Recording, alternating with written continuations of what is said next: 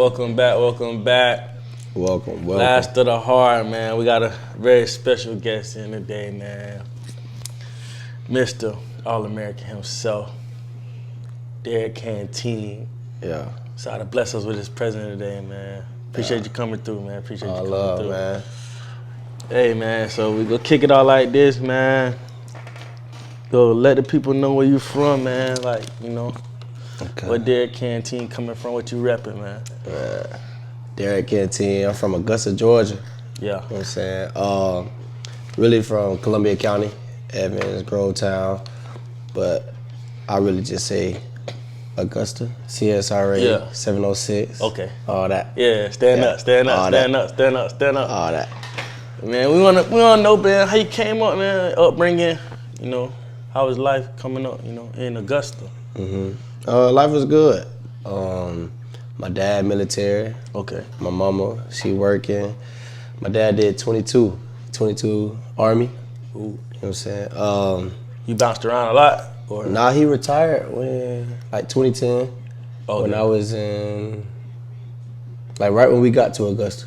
I was young. He retired so we could stay, so we could stop moving. Oh, all right. Bet. Yeah. So Augusta really my whole upbringing. Now before that, I was born in Texas, lived in Virginia, lived in Alabama, moved around. Oh, so the kind of elementary school? Yeah. Okay. When about first grade, I was locked in Augusta. Yeah. Straight Augusta. Yeah, that's when you put the roots down? Yeah. That's when 706 came. You know what I'm saying? CSRA. Yeah. You got it tatted on, don't you? Not yet? Nah. I might. I don't know. I ain't got it on me yet though. Nah. You got Statesboro? What on? Statesboro. I'm saying, this your roots too, man? I'll put that 9 on me. The 9. I'll put that 9 on me. Nah. I ain't putting Statesboro on me. I feel you. Not yet. Yeah. You little eagle. Oh, boy. ATL. Hey, just like. So I was growing up, man, life in Augusta, man. Can't complain. Augusta a good town to be raised in. Yeah. Is a good family spot. It's 2 parts. You got Columbia County, where I'm from. That's more suburban. Cause my dad military, we live right outside. You're suburban. I'm a suburban dude. You know what I'm saying? Hey, I'm not a project baby anymore. I wear that. I'm a suburban. I don't want no parts. Yeah. I don't want no parts. Yeah. But yeah, so you got that. The military, suburban, urban. That's that. And then you got Richmond County. You got outskirts cities, Thompson, Burke County, but the main of Augusta, you got really Richmond County. That's more. Now that side, depending on where you at, you might be in that. You know what I'm saying? But trenches. Yeah, for sure. Depending on where you at. But my side is good. It's like I said, suburban. It's mixed. It's military, so you mixing around. You got all diverse people. But how I came up was good. I got an older sister, 5 years older. So really, I was kind of raised around her people too. Like older people down. So she's 5 years older. So I'm growing up around people that's 2, 3, 4 years older than me. Yeah. So it just I've always been like the youngest, the smallest. I've always been like around older people, seeing things at an early age, but it made me better. And then that matured you. Matured me. You know what I'm saying? I'm talking about I'm right outside playing football across the street. Them boys 3 years older than me, but I'm the first pick. Yeah. I'm the first pick every time. So was you a Little League superstar? Yes. Little League, PE, outside, everything. But I got a myth on Little League superstars, I swear. What? I swear. You might break the curse, but I swear everybody I knew that was like super fine Little League, they never did nothing. It's like everybody grew up. We got them. We got them. But I said that one dude that everybody used to. Yes. Oh, he going to the league. He going to the league. Yes. We got the high schoolers like everybody grew up. Yes. The biggest dude. Yeah, the biggest one out there. Yes, we had that. I say we had 2. One, I was saying, but one, I'm talking about he was older, but I'm bro, big. Young, middle school, crazy. But he He played college. He did, but he I think he went to school side. But, yeah. So let's talk about your ball. You know, high school, underrated, 3-star, two. Oh, two star. You know what I'm saying? You know what I'm saying? You Cam Newton 707. Yes. You know, heard that's how you kind of built your name for yourself. So talk about that experience and how you kind of built the legend of Derrick Canteen. So we're gonna take it back. We 10th grade, after 10th grade season. At this point, I've never played or started a game of varsity. 10th grade. 10th grade. Okay. I'm on JV. 9th grade, I'm on 9th grade team. I'm going back and forth 9th grade and JV. 10th grade, I'm on JV. I've dressed out varsity since 9th grade, but I've dressed out, but I may get a few reps here and there. But what happened was 10th grade, I was starting, and we had two big players in the city move in, got bumped down off rip. So not playing, you know what I'm saying, but one of the boys that moved in, it was really a blessing in disguise. He played for Cam 707. Okay. So I seen he posted a little stuff on social media and stuff, so I went to go try out. And I'll never forget, we sitting in the tryout room because we had this little park. It's like a public park in Atlanta. I think it's called like Lakeview or something. Yeah. But anyway, we sitting there about tryouts, and I was one of the first ones there because I come from Augusta, so we been left. We left right at the church. So we in there, and Pops he was like, "Did you start varsity?" Because he don't know me. Yeah. Everybody else around there. Who Pops? Pops is my bad. Pops is Cam Newton's dad. Okay. We call him Pops. Right. Well, we call him Pops in that area because that's his dad. That's just how you go. So Pops asked me like, "Did you start varsity?" I was like, "Nah." So he was like, "Well, this is an all-star team. So if you didn't start varsity at your respective high school, you probably won't make it here." Yeah. So cool. I never forget that. Because that stuck out to me. And it wasn't like he said you can't make it, but he just kind of telling me at the level of where I'm at. Just kind of set the tone like, this is an all-star team. And he facts, because this is the best of the best in the nation. You know? So I try out, and time go, and I notice it's one dude. We get to the second cut, it's 3 cuts. Yeah. We get the second dude, there's one dude that Cam Newton and all them boys, they really just around him. He got Auburn socks on, he got Georgia gloves. I'm like, who is this dude? Like, I don't know these people, but like they keep hyping him up. He a receiver, like they like staying on him. Little did I know, I don't know if you know this, it was Jaden Hazelwood. Yeah. He was the #1 receiver in the nation in my class. I didn't know who it was, but I knew that for me to make this team, I had to pop my shit. Yeah. You know what I'm saying? I gotta stand out. You gotta step up. Can we curse on this? Okay. I had to pop my shit. You know what I'm saying? Like I had to stand out. I had to do something to get somebody attention. Yeah. You know? So cause you coming from a small town. You know, you ain't from Atlanta. Nobody really know who you is. Nobody. And I'm Dolo. You by yourself? No, it was probably about 4 or 5 of us from the Augusta area, but as far as like the attention and like hyping people up, I gotta make my own noise. It's kind of like ain't nobody talking to you. Ain't nobody talking. Asking. Well, them boys, they like, cause you got players coming back and like they may have went to high school with him. They know him. They like, oh, watch my boy. I had one dude. Remember I told you, dude, in my school. Yeah. So he like, oh yeah, watch him. But I mean, everybody else room for everybody else. Right. I'm a little small fish in a big pond. So I go out, do the 1-on-1, and I lost. It was a good rep, but I lost. But you lost? I lost the rep. But it was the best thing I could have did because the coach put me to the side. He told me what I did wrong. Coach, I still talk to him to this day. Coach Andrew, my dog, put me to the side, told me what I did wrong. I went back out. I didn't lose another rep the whole day. Made the team. And what playing with Cam, what it really did for me was more than anything, when you're around these type of people, like these caliber of players, is the confidence. Yeah. You feel like you can play with anybody. Yeah, build your confidence. Build your confidence. You feel like you can play with anybody. You feel like I played for 2 years and I can go down the list. I'm talking about Justin Field. Yeah.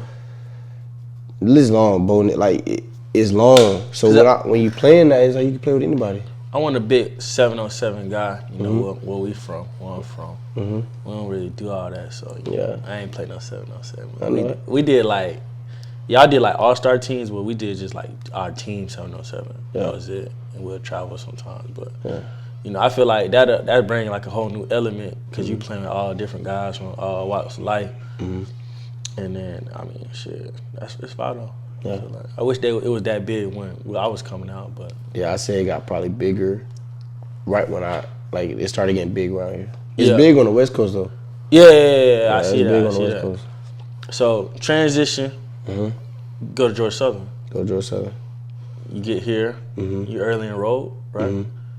How was that process for you early enrolling here? What you expected getting here, and then you really had to grind and wait your time. That was a big process. Came in, we had Kendall Villador, right, with the Bears. Marquavian Brinson, and Jesse Liptrop. Jesse. And then, you know, we got all these, you know, the depth chart just keeps going on. So coming in, I knew of the first two. Number 4 and number 2 in the starters. So I knew coming in, okay, I had to, if I had to say I'll be a 2. I'll be a 2, I'll play my role, maybe get in a few games with boom. That's why I early enrolled, because I knew you wanted to play. The rest, I had to beat them out. It was probably about 5 other players I had to beat out. I wanted to play. Get in, I remember spring, they only show like 4 people like on the depth chart. They don't show 4 names. So you got 4 corners. My name wasn't even on the depth chart. Right. My name was not on the depth chart. It was just so many people, so many like people in front of me at the time that I had to work around. Like it just didn't show. I was playing, but you know, we were early enrollee. But so getting to it, got some good reps, you know. But we get to spring, and you know how spring is. You know, first few days, you may rotate. By week 2, if you ain't in that, you ain't going. One-on-ones, you better jump up in the front or you're not going. That's just what it is. So that was hard because I early enrolled and everyone else I early enrolled with was playing. There was at least a second string, at least a 2. Some was starting. We had 1 starter, everybody else was 2. I'm a 4. And then I'm coming from Augusta, a smaller city, so you know I'm the man in Augusta. Right. I was that dude. I played with Cam 2 years. You're feeling yourself. I'm feeling myself. I'm coming in. I know it's gonna be tough, but But you didn't think it was gonna be. I didn't think it was gonna be. I didn't think it was that. So I'm in that box, and it took some adjusting. I went through all my phases all my life. Did anybody help you out during that time as you adjusted and you kind of got used to that role for that season? Yes. All 3, Kendall Villador, Marquavian Brinson, and Jesse Liptrop, all 3 of them played a part. But the biggest 2 for off the field, by far, Jesse Liptrop. Yeah. Because what he did, I remember I was at a point because I was on scout team, and which is. That was tough too, but I'm on scout team, man. I'm at the point I don't even want to go to meetings. I know I'm on scout team. I'm just being man. I'm just going. I can't even really play ball for it. I just gotta give a walkthrough, do what they tell me. So I'm not going to meetings for what. Jesse took me in, and he was like, "Nah, you sitting by me. I'm taking notes. You taking notes." He towards the end of the season, he telling me all 3 of us are seniors. We leaving. If you're not starting next year, we gonna have a problem. You know, not on no big dog, but he was as like a big brother. Like you need you taking you under his wing. Take you under the wing. Like you good enough to play. I believe in you, and I'm gonna pull you till you see it. And I didn't see it because I'm looking at like, okay, you take away the seniors, it's still like 5 other guys. That's right. So I didn't see it. I'm like, bro, even if I still got to wait 2 more years till the next guy graduate. But he like, nah, you gotta play. You gotta start. And I'm gonna start that right now for you. So you feel like he believed in you before you believed in yourself? Yes, 100%. And to this day, I still try to, when I can, give him my flowers. And but he did something that I couldn't even do at that time, which was just like you said, believe in me. Right. You know, because I'm looking at it from this narrow view, like, man, I'm not playing. Blah, just blah, from your perspective. From my perspective. Yeah. But he like, nah, little bro, like, I got you. Like, you got it. You just gotta go through this process. And so just by going to the meetings, being in there, showing the coach on there, taking notes, being in there, we get to the next spring, that next year, where all three of them graduated. I go from scout team, which is 4th string. Right. First day of spring, I'm starting. You start? I'm starting. I didn't jump. I ain't did not one down. I ain't learned not one extra play. I ain't did nothing. We just had workouts. Yes, I was grinding workouts. I was winning reps, blah blah. First day of spring, I'm starting. You can't tell me I'm not starting if I ain't going to meetings. You can't tell me I won't be in that position if Jesse ain't helped me just to show the coaches that I'm doing this, because everybody else on scout team not there. So just that little thing, I firmly believe like it gave me that step ahead. Yeah. Shout out to Jesse, man. Shout out Free Jesse. Free Jesse. So you go from the scout team and then you pretty much come out of nowhere to the world. Lead the NCAA in interceptions. All-American, first team All-American, freshman All-American, multiple awards. I mean, you really went from a nobody to, very well known in college football. How was that experience? I mean, you changed. Like, I mean, your circumstances changed, and the people, with a lot of success started coming, a lot of people started changing, acting different towards you. Did you have any of that with, basically not arriving, but like, you gotta, Yes, but no. I say people's, looking back on it, I don't think it was more so people changing. I think it was their perception of me was changing. Because they were seeing me in a different light. Whereas even like somebody back home, like I'm just, some people at home call me Derrick. Some call me Lil D. That's my nickname, Lil D. Like, I'm just this local dude, blah, blah, blah. Now, I didn't pop. I ain't global, but I'm doing big nationwide things. It's like their perspective of me changed. So it's like, it was all different. It was all kind of like awkward in a way. Yeah. Like just certain conversations, people I didn't know for a long time. Like, I ain't really know how to really talk to them. They ain't really know how to talk to me. And I didn't even want to like bring up football because I didn't want to seem like I'm bragging. Yeah. Like, I ain't even want to I didn't did this. Like same dudes, we can joke about and laugh about stats in high school, which is in high school. But now because I'm on this global stage, it's like I don't even know how to bring it up, without seeming like I'm bragging on yourself. You know what I'm saying? So it was all that, and a lot of it was fear. I was real skeptical about like who was around me, why you around me, and especially if you wasn't there before. And there's a lot of that. Now don't get me wrong, because it's like that's what I'm saying. Was there a lot of people trying to be around you because All-American and not yet stuff like that? They feel like he about to go. Yeah, it is. Trying to get on. It is people that come out trying to get on. Yeah. Now that's facts. It's like I don't even know how to explain it. It's like they come around, but it's like they was always around. Yeah. But the amount of like energy that they was giving me, like, we ain't never been like that. Yeah. So they just start, just mess with you heavy, like. Now we buddy now. What up, brother? Brother. Come on now. Come on. And it fluctuates. I'm talking about dudes, women, older people, younger. Like, it fluctuates. Whoever hot, It's crazy. So dealing with all that success, how do you remain humble through it all? See, that's like, as it was going on, as it was seeing, like at every game, I'll always post, stay humble team. And it was like, humble was that one word I always try to stay true to for reasons like this. Like, well, not like specifically the pocket, but just reasons like people coming out the woodworks and stuff, because it's a lot. And you can lose yourself in it. Right. You really can. I'm talking about something simple as something simple as We'll cut it out. Okay. But like something simple as getting verified on Instagram. Yeah. It's a different dynamic. Whereas now you show someone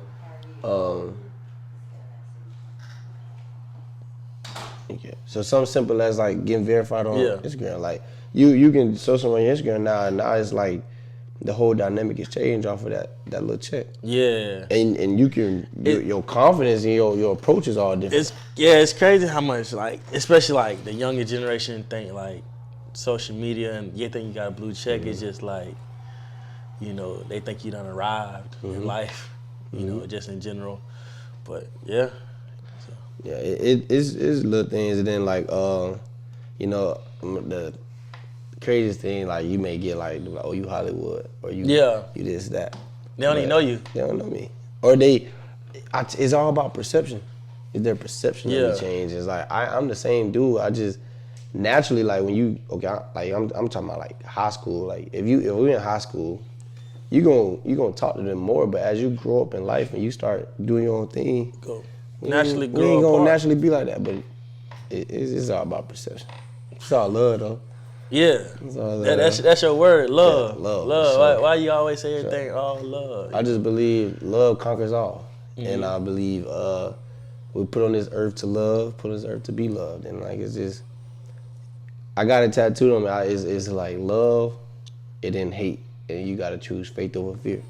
Yeah, because I believe faith is love, and fear is hate.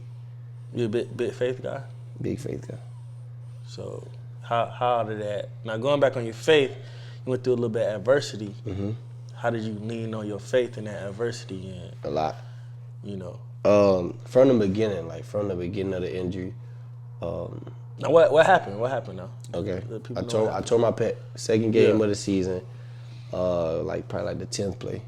Mm-hmm. 10th play. We were at Florida Atlantic. Yeah, FAU. And it was really like a regular play, going for a pass deflection. He ended up catching the ball. Mm-hmm. That's one part that do blow me. He actually caught it. But I tried to wrap around his body, break it up.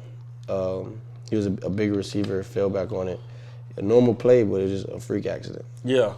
You know, so that happened. At first, we thought it was a little stinger. Mm-hmm. Got to halftime, doctor looked at it, whatever. He told me, like, you looking at just 6 weeks to the season, or 6 weeks to 6 months, depending on how bad it is. Right. At that point in itself right there, just off of like how I felt in my own arm, mm-hmm. I knew it was over. Like I had another week before I knew for sure, but the whole week I was preparing my mind for the worst. Like, for the worst. Like not even like preparing for the worst, but I just already knew like it was coming. I felt it. Yeah. I couldn't even like. You couldn't. I couldn't move my arm in, like it was weak, you know. But so I get hurt, and from the beginning I'll say like I never questioned God. Like I never was like, oh like these drastic thoughts like, why me? Oh my mm-hmm. God, will it ever turn? Will I ever be back? Will I ever do this again? No, it was. I actually seen the light at the end of the tunnel. Like I knew I was like I'm being prepared right now. Something going on. Like it's a reason for this. And I seen that it's gonna be beautiful at the end. I still do. Like I still see like this light at the end is gonna be beautiful. It's right. Everything gonna work out. It's all you walking through the tunnel right now. The only hard part, you gotta walk through the tunnel, and that tunnel get dark. You see the light, like it's at the end, but you gotta walk through it. And that was the hard part for me. Was every day getting up, walking through it, and knowing just your situation, and knowing, and trying to still stay positive, trying to hold on to that light, trying to press forward. Was that your first like major injury? That was my first injury. Yeah. Now you was in the box, you know, mm-hmm. the whole season. Just how was that as mm-hmm. experience for you? What did you take away from that? Being out there in the box with the coaches and getting to see the game from a different level. Because our coach always tell us, Coach Cunningham, he was like, when you're in that box, like all your emotions detached from the game. It's just purely, just you're not emotionally invested in the game. You're just calling it, you know, how you see it. Mm-hmm. So how was that for you? From that aspect, I can agree, because you know you're on the sideline. Like even like if you hurt, like you're on the sideline, you feeling it. Third down, you feel that energy. You big play, you feel it. You are that.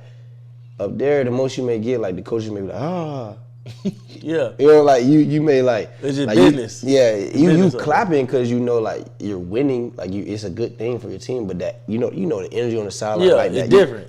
You don't got that up there. You know, mm-hmm. and then especially for me because I was the only athlete and like like the only athlete from the locker room. I'm just around coaches, and then my coaches, I love them. I'm with them every day, and we're one team. But it's different, like when you versus being up there with your brothers. Yeah, you know. But so from that aspect, it was different. It was I didn't like that part. I would much rather be on the sideline, turning up, third down, big play, touchdown, going crazy. Yeah. One of them boys scored, going crazy. But bigger picture. You're right. You know, that's why you was a bigger picture. Bigger picture. Because you learn so much. I learned what you learned out there. I learned. You just seeing it from a different perspective, and it's like you up top. So, just like little tendencies, like you see the game more for what it is. Right. Because you're taking the emotion out. So now you're really seeing like the X's and O's and how things just correlate and how the game really fluctuates. Like just from the sequence, like from the different mindset from first down to second down, from the first quarter to the third quarter, like it's different. So because you're taking an emotion out, you see it for what it is. You seeing the whole game plan. Seeing the whole thing. The ball right in front of your face. And it makes sense. Like, so if this team, if they coming out running, they run the ball so early so that the defense can bring it in, hit you over top. Shots. It's all a game. It's simple. It's all a game. Football simple. It's very simple. You just gotta understand it for what it is. But when you playing, you know, you emotional. That's a big stop. Yeah. But you ain't saying like why they doing this? Why they doing it? This might be setting you up. It's setting you up. So with being able to take that step back, not willingly, but you had a certain situation, so you had to. Were you able to, help some guys out or bring some guys along, yes. Develop them because you were out, somebody got to play. Yes. Like I said, this is going back before I got hurt because it was done to me, like I said, with Jesse. And not only Jesse, but Kendall Vildor. Like, to this day, I call Kendall, boom, ask about some football, outside of football. So I've always had these mentors. One, like I said, with Jesse there, but even to this day with Kendall, with him being in the NFL, asking him about this, down the third, how, because the ultimate goal is the NFL. Right. So I maybe just pick his brain about how this worked behind the scenes. So me being a student in that aspect, I have no problem with giving back because it was gave back to me. You know what I'm saying? Because then they come back to love. So the love was given to me. So I had no problem with helping them boys out, different things. And I said the biggest dude I invested in was Tyler Brock. Right. And that's because I seen it in him, and I seen how much he loved the game, how much he wanted to get better, how invested he was. Now you gotta be willing to get better, though. You gotta be willing to get better. That's the thing. You gotta be willing to get better, and it is just in you. You can't hide it. You can't fake it. It is in you. Some people got it, some people don't. That love for the game is real. Now, what drives you? What drives Derrick Canteen? What drives you? Every day to get up. Before the injury, after the injury. You know what I'm saying? Right now, what drives you? Ultimately, what drives me? I'll just say, a lot of people talk about generational wealth. I want generational wealth, but we got a book club, and I said this in the book club, and it stuck with me. I want generational inspiration. I want to inspire my family, my city, my teammates, everyone around me to like truly chase your dreams. I want to be the one to make my dreams come true so that everybody, I'm talking about my little cousins in Alabama, I'm talking about my sister, I'm talking about you, I'm talking about TB, I'm talking about Kendall, I'm talking about whoever that really know me, to see like your dreams can actually come true. Cause I've been that person in high school, like I was a big LSU fan, and I remember like when it hit my mind, like dang, I can't play Power 5, like dang, I can't play D1, like dang, like I really just can't do it. I remember that mindset, and that's a hard mindset, and the problem is a lot of people give up too soon, or they don't see it, or they don't believe it. So I just want to be that one to really do it, to show like, cause like I told you, I'm from Augusta, I'm from CSRA, and yeah, that ain't really a lot of people make it out of there. Not to the big stage. We had one. He just played in the Super Bowl. Deontay Smith. He with the Bengals. He's an O-liner for the Bengals. He went East. Okay. But I mean, like, may have him here and there, but it's not really. It's not really how it could be. We the second biggest city in Georgia. For real? Yes. Augusta's the second biggest city. There's no reason why we can't be like the Jacksonville of how Florida is. You got Miami. Right. Like we could be a big powerhouse. Because if you think about recruiting and who coming out, you think about South Georgia, like where we from, and Atlanta, the metro area. Yeah. There's no reason why we can't have our own little bubble right there too, where every school in the nation go to Augusta. I need that. So you trying to change that? I'm trying to change all that. That's citywide. Then I'm trying to change my family. Like I told you, I'm from the suburbs, but I got family outside of where I'm from that's in that. Now, we talk about it in book club. We were all talking about just how it's so easy to get complacent with where we was from in our area. But on the flip side, you gave us a perspective of coming from the suburbs, how people are complacent. Tell the people about that mindset. I feel like the mindset when you're in the suburbs and when you know your mom, your dad both got a job, you got a nice family, blah blah. I feel like the problem is we got too many options, and I'll tell you why. Because everyone's taught go to college, get a job, blah blah, do your thing. Like go to school, find something to do. And really where I'm from in Augusta is go to college or go to the military. Do one other, you'll find your way. Even if, say, you are playing football, go to college, chase football, chase your dreams of football, but you got that plan B for school. Always have that plan B open for school. Yeah. Or if you want to be a basketball player, if you want to be an actor or whatever, have that fallback plan for school, or have that fallback, that plan B, or you know good and well if acting don't work, if I want to be an actor, acting don't work, I know my mama gonna get me a job. Her name card good at the hospital. Right. I know my dad gonna get me a job. His name card good on the military base. I know I'm good. I'm gonna at least make 60 bands. Yeah. 50 bands at worst. So it's almost like a fallback to not chase your dreams. Yes. And it is too easy. It's too like, oh, it get hard. I got a little setback. Like, say, okay, I got injured. Cool. Yeah. This getting hard. I don't even feel like getting up. Let me call my dad. Let me just go give me a little job. And it's too easy to give up on that dream. And I feel like it's a blessing and a curse to have a fallback plan plan B. Because don't get me wrong, it can be good. Right. But how I wanted to train my mind was I'm putting all my eggs on one basket. I'm good putting everything I got into this. I don't even believe in the fall. When it happened, it happened. If it's not meant for me, when that time come, I'll see what I got. But it's like you mentally putting all your eggs in one basket. Yes. Not necessarily you are putting all your eggs in one basket, but mentally you going all in on this. Yes. And if that don't happen, then you just go take all that energy and put it into something else. Because I already trained to put everything in the right. So it didn't work. God didn't put me on this earth for that. All right, what's next? And I'm gonna do the same thing for that.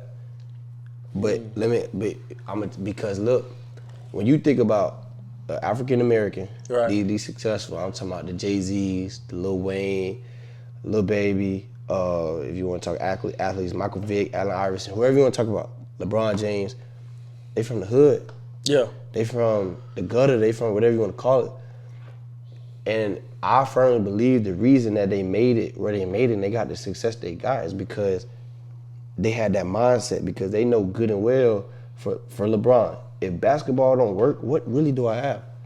I have to make basketball work, because if I'm going back to the hood.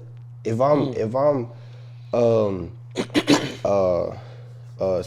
I'm Allen Iverson, yeah, basketball not working, I'm going back to the hood. I don't have nothing else.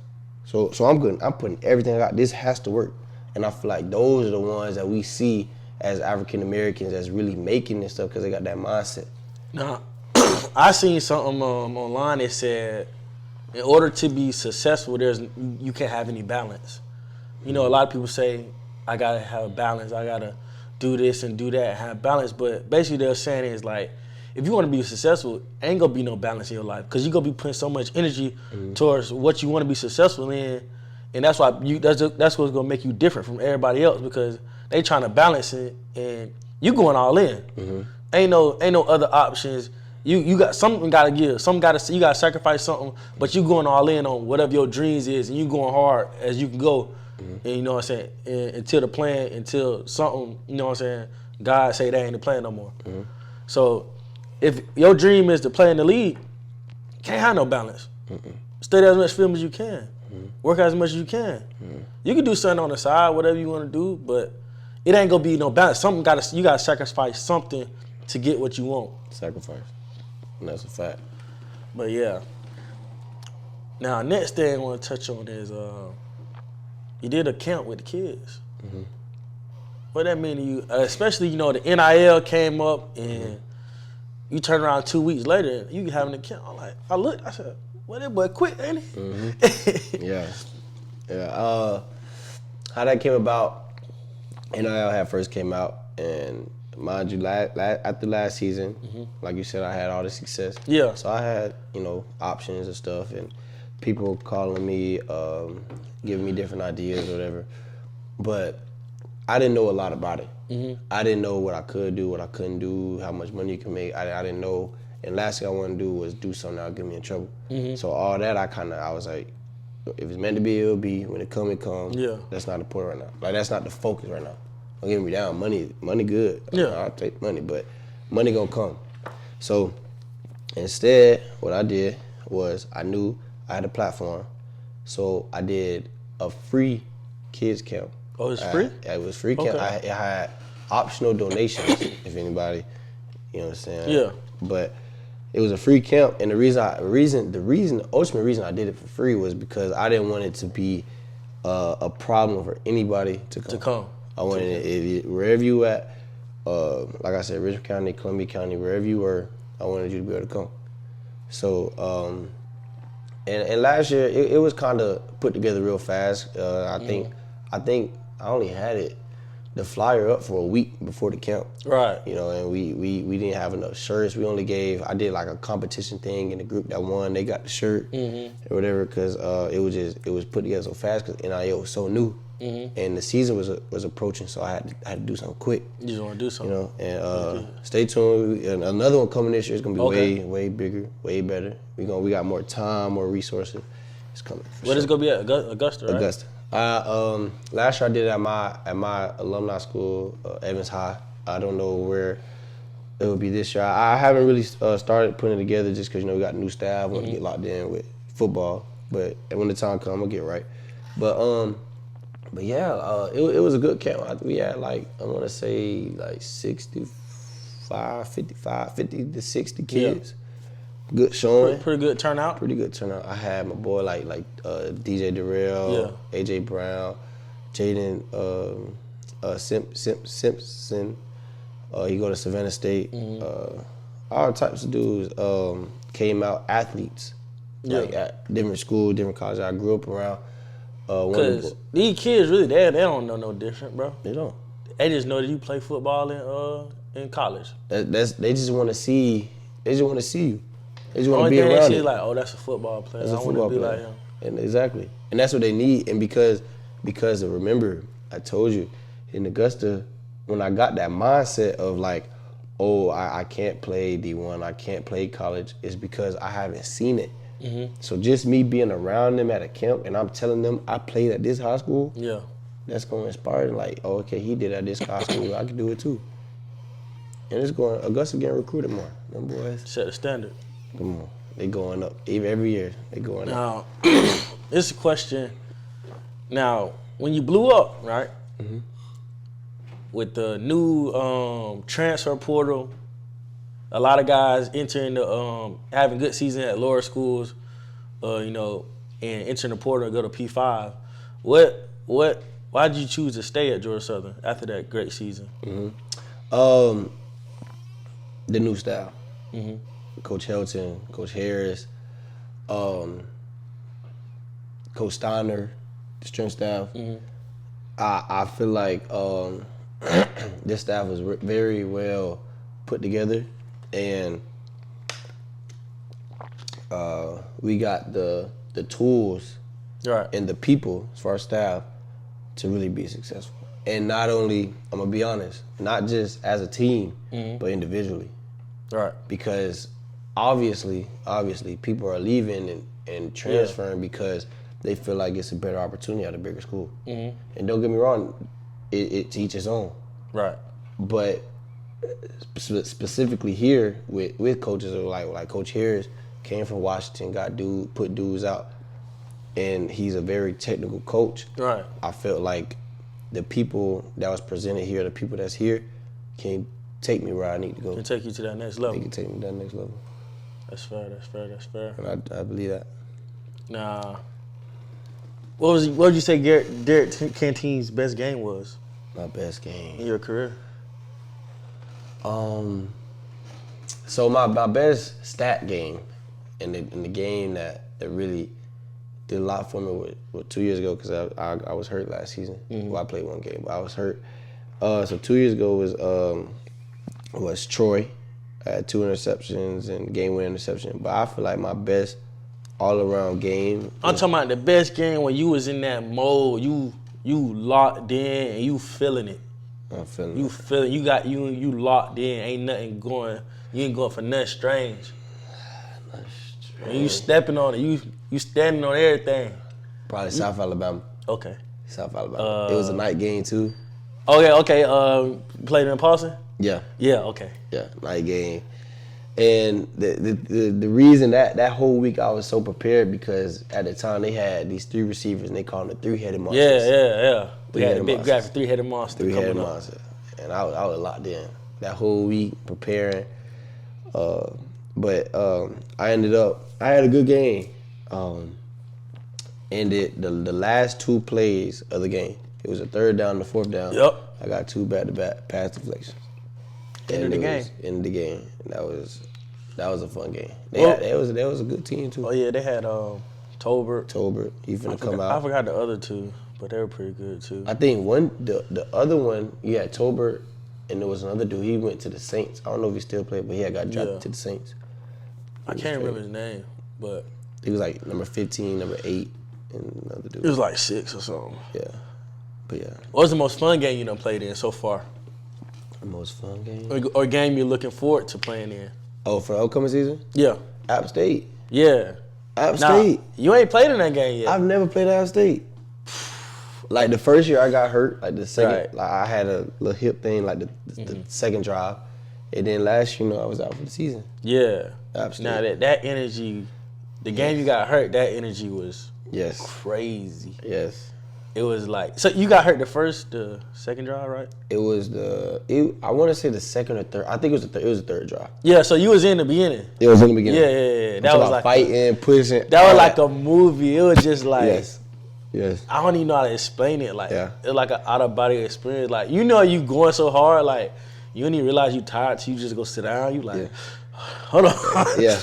Hold on. And then, like, remember we ran out. And them boys was right outside. Yeah. That's right outside there by the tunnel. Man. Just ready to go. They were ready to go. But I was talking, even before that, like the DBs, we was doing a prayer. Oh yeah. We all praying. The boys come up talking trash, and I don't know what I'm praying. So I took that personal. Like, what's up? That in the Lord's Prayer. In the Lord's Prayer.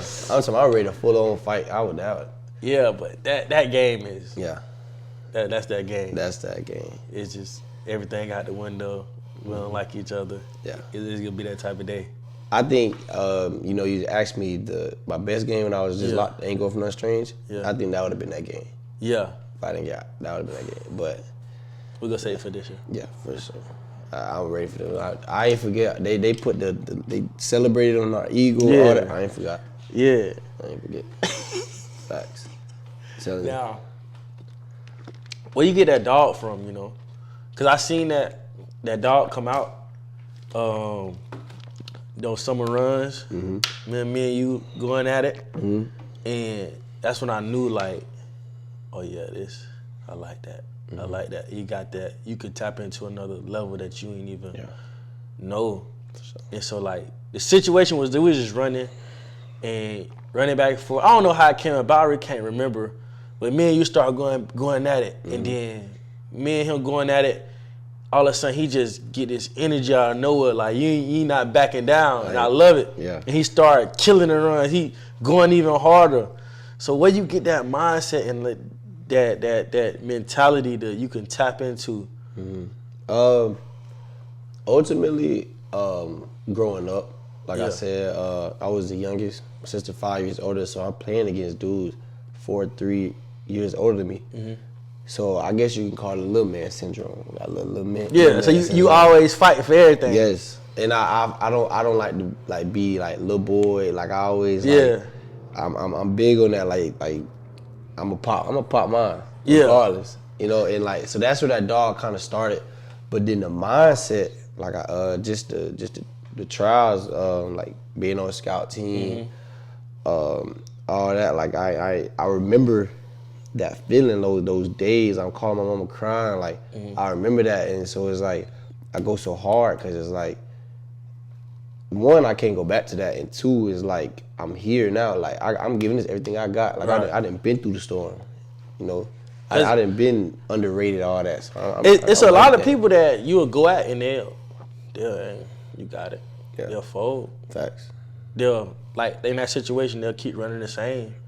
But you took that and just, boom, you picking them up, put them down. You showing me. Yeah. And that's what I like to see out of you. When you challenge, you ain't no backing down. No. Just coming back. If I lose, but I'm still come back harder. Yeah. So that mentality is really something special, man. Yeah. I feel like you need that though. Yeah. Especially in this profession, you need that. Yeah, you got it. You got to be able to. You need that. You know, go at people. I mean, it's the only way to see like what you made of. Yeah. And you want to see who going to war for you. Yeah. You know what I mean? Yeah. That like it's gonna show, especially like going into war. You're gonna see who living like that. Yeah. Who living that. Got to. Who is your top 5 cornerbacks in the game right now? Quarter or corner? Corner. NFL? NFL. First, I'm gonna say my favorite corner is Jair Alexander. Jair. He your number one? That's my number one. Okay. And it may not be a fan favorite. Okay. Hey, that's that. I like that pick. I like that pick. That's me. I like that pick. That's me. We got one. That's one. You got Jalen Ramsey. You know, I didn't appreciate the Super Bowl performance. Okay. He was off his pivot a little bit. He was off his pivot. All love, though. You know what I'm saying? Jalen Ramsey. I'm gonna go with Marshawn Lattimore. Okay. Yeah, I grew up a Saints fan, but he got that dog. He feel me? They put that thing on. He got that. They put that thing on at 3. We at 3. He's a nickel, but Kenny Moore. Ooh. From your crib. Yeah, he from the city. Really, I'm from the city. He like my. Not the rankings of who I think is the best, but as far as like my preference or who I really watch, he's number 2. They go Jerry and him. Kenny, yes. Kenny hard. That nigga boy, yes. He small guy, long arms, but crazy athletic. It's that mindset. Crazy athletic. IQ, ball skills. You can tell he loved the game. He watched the game. He watched film. You can tell. You can see it. Yeah, shout out to K-Mo, man. Shout out to him, man. 5. Come on now. Dang, this one hard. I'm gonna go with. You can go either way. Come on now. I'm gonna go with Stephon Gilmore. I'm gonna go with Stephon Gilmore. I'm gonna go with Stephon. You want to take Diggs? No. And don't get me wrong, I love interceptions. Interceptions get that's the name of the game for sure. Takeaways. Come on, you let the nation in takeaways one time. Interceptions one time. I did, but the most important thing I believe at DB is stopping that man from catching the ball. Okay. And I feel like he was giving up too many yards. But he take him away though. He take him away. He changing the game. He is. And he deserved everything. Pro Bowl, All Pro, all that. But I don't think he top 5 in my category. Okay. Ball skills? Yeah, he got to be number 1. Oh, number 1. Yeah. Now, I'll give it to him. Who would you want to give some flowers to? Who you want to say flowers to? Pay their respects. Somebody who you feel underappreciated in your life. Okay. I'm a. You know what I'm saying? You saying like personal or like anybody? Anybody? You felt that was an inspiration to you that helped you along the way, or somebody you just think don't get enough credit. Okay. In your life, or anybody that you looked up to, man. Anybody I looked up to, inspiration. I'm gonna say my sister, Tre Canteen. Yeah. I'm gonna say my sister. Why your sister? Cause I remember she in her own respective way she like always been determined, know what she want. I remember she played basketball. She had basketball scholarships, That's your big sister? Big sister. Okay, the one that's 5 years older. Okay. So she had a little scholarship and stuff, and she was big in the whole city, like big basketball star. But she wanted to go to school. She wanted to be an engineer. So she turned down that. She walked her own path. Then she wanted to go to Kennesaw. Didn't get in at first. Went to Albany State, but the ultimate goal was to be at Kennesaw. Yeah. And we went to Kennesaw, went engineering. Did engineering, graduated. Then originally found a job at first, and like I told you, no knock to my dad or where I'm from or anything, but dad got you. My dad, his name good on base. Found her some jobs here and there, boom, boom. She like, nah, she know what she want. Right. She want a specific type of job with her, what she want. So she waited. She got a job, and now she living her life. She doing her thing. She got what she wanted to travel. She traveling. Yeah. She in Cali right now. So she ain't settled for nothing. She ain't settled. Okay. And so just watching it as a little brother, like from that standpoint, and like I'm seeing her like she down, she going through it, but she know what she want. Man, that spoke volume. It speak volume. So respect to her. I gotta give her flowers. So what's next for Derrick Canteen, man? So you go scout team, All-American, injured. What's next? What's next? Ultimately, it's in God's hand, but every day I'm grinding. Right. I need it all. I need it. I'm big on manifestation. I'm big on speaking to existence. But I'm also big about protecting your dreams. But I'm saying my dream. What you mean by that? I feel like you can't tell your dreams to everyone because you're giving them an opinion on it. Right. You gotta really be careful and protect your dream. But just know, like my dreams, like they're not even dreams no more. This is expectations now. Okay, it's the standard. It's the standard. I'm working for. I'm a dream. You can dream anything. I'm working for this. I feel it. You feel it coming. I feel it coming. It's gonna be something special, something major.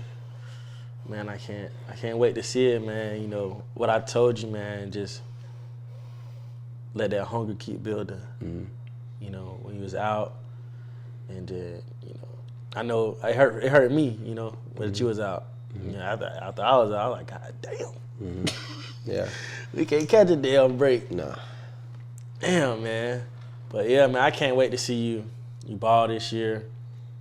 And damn, I want to ask you one more thing. Ending like this. What you gotta say to the younger people out there, man? Just as far as just some word of advice, because I know a lot of kids look up to you, in that, especially from the Augusta area, in the state of Georgia, being a guy who 2-star,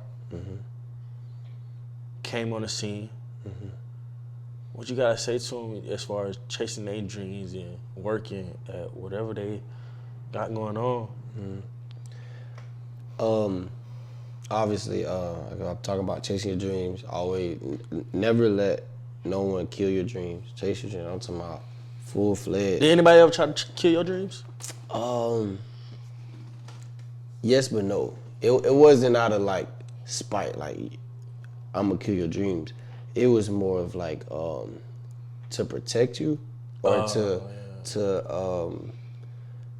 maybe they didn't see it how I see it, or just to like I said, like where you from, like okay, this fallback plan. So it wasn't like kill, but like maybe downplay it. Yeah. Just because you always talk like that's that 1%, like less than 1% make it. You know what I'm saying? Right. It's like they always get that speech. They always get that. And that's always, so it's like, okay, but football is not forever, all that. And it's cool, it's out of a place of love, so I don't really take it to heart, but it's just like, they're not me. And, I got that mindset, why not me?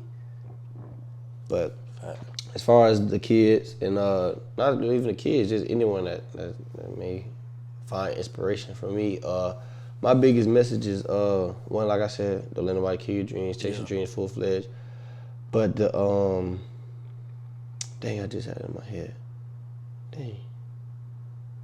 What was I gonna say? I threw you off, my fault. Nah, you good. You good. I didn't lost my train of thought. It was something we were talking about in the thing. In the book club? Yeah.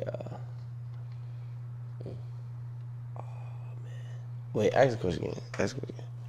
What you gotta say to the young people out there, especially those that are similar to you, from a small town area, or use a 2-star. Can't really, nobody knew you. Came somebody, blew up. Now you here. A lot of kids looking up to you. What you gotta tell them as far as like chasing their dreams and, determination to get to somewhere? Yeah. So like the biggest message, of course, is chase your dreams, full-fledged. Yeah. But also, I believe, and part of this is from getting hurt or whatever, just big picture thinking. When you're chasing your dream and say things don't go as planned, or say you get disappointed, or you lose a game, or however, whatever, you don't reach your full capacity of your dream, I had to change my perspective, and it's more so of like, there's no such thing as a loss. If you really chasing the dream, you really praying for this, you really believe it in your heart, there's no, the word loss and the mindset of losing has to go, because you're gonna get yourself in a box, and now you counting your wins versus your losses. Me, I'm at the point now, which I'm still growing in it, because you're human. I'm looking at things as a lesson. Everything is a lesson. So like I got hurt. What is it teaching me? What lessons can I learn from this? I was on scout team. What am I learning? What lessons? I have a bad game. I give up. Blah blah blah blah. What lesson? What's the lesson? Not so much of the loss. Not like, oh dang, I lost. Cause then it's so easy. Now that's negative. Now you in that box. Like, okay, am I even good enough for this? Can I bounce back? But if you learn, what did you lose? Nothing. Exactly. And I feel like that's how you gain really knowledge. You gain knowledge. And I got that from Kobe. I don't live Kobe. Yeah. But I watch a lot of Kobe, Mike Tyson, Floyd, LeBron, Steve Harvey, Eric Thomas, and I be listening to boys. But one thing that stuck out that I want to share is changing your mindset of a loss. Because if you really grind for something, you really believe something's gonna happen, you're gonna lose in life. You're gonna probably lose more than you win. Facts. But if them losses are lessons, you really winning ultimately. And it only take one time to win. It take one time to win. And everybody loves success. Come on. Odell got one ring. One ring. Aaron Rodgers got one ring. One of the greatest. One of the greatest. I think a lot of people don't understand what it takes to win, and how much failing comes along with it. Facts. One thing that's certain is failing. Right. Winning is if you ain't failing, you ain't trying. Come on. Failing ain't gonna happen. If you ain't failing, you ain't trying. Because, a lot of people think everything gonna go just perfect. It rarely goes perfect. So many times you fail, and then win. They be like, damn, how he did this? They must ain't see all the lessons. They didn't see it. In between. They didn't. And that's with anything. That could be with that girl on social media with that Birkin. Yeah. You ain't see all them days she cried herself to sleep because she couldn't pay the light bill, but now she got that Birkin. One thing I learned, people don't post their failures. They don't. They don't do that. It's a little flashlight effect. They got the flashlight on that. They don't post their failures. No. Come on. No. Only highlight reels, highlight tapes. Instagram social media is a big highlight tape. It's a big highlight tape. You big into social media? I know we said go ahead, but you big on social media? Yes, but no. I really post and do all that. Honestly, it's for like to inspire. Like I post a lot of quotes. If I see a quote that sit right with me, or I see like a little short video, I post it here and there. But as far as like, I don't really take social media to heart. Right. And part of that is because I done been around and seen people with these highlight tape Instagrams with all the followers, with all that, and I know them. And everything glitter ain't gold. Yeah. So with that mindset, it's like, you take it for what it is. And another thing I think is people start comparing themselves in life. What Coach Steiner said? Oh, Coach Steiner said something. He said, you know, you start comparing and looking at everybody else's journey and how they getting it, where they going, and not even worrying about. You start to try to change up what you doing, but sometimes you just gotta will yourself to win or force yourself. He was like, but you can't do that if you looking at how everybody else doing it, because and that might not be for you. Facts. Cause your body today it was doing some some crazy shit. Pushing the plate. Some crazy shit, but like everybody different. Basically, you're saying like everybody different, everybody body different or whatever, and what working for him might not work for you. Facts. You gotta focus on like what you doing and how you go get that plate push. Run your race. Basically, run your race. Nah, the one thing that did stick out what he said was when he said, "Dang, I keep losing my train of thought." At the end. Yeah, when he was talking. No, he had me ready to go run through a brick wall though. And he said, because he said, damn, I keep doing that. I be having it. And he had me hyped though, I ain't gonna lie to you. Because he said, it'll come back to me. But anyway, yeah, his messages be going crazy. Yeah, when he be talking, he'll be, hold on. We got a game to play. There you go. I wonder how he gonna be on game day. I know he gonna be juiced up. So you do the little check thing. Mm-hmm. What that mean? That kind of started quarantine. Mm-hmm. Quarantine dreaming. Quarantine. I got in. You at home, and I actually had COVID. Yeah. And so when I got COVID, I was in the basement.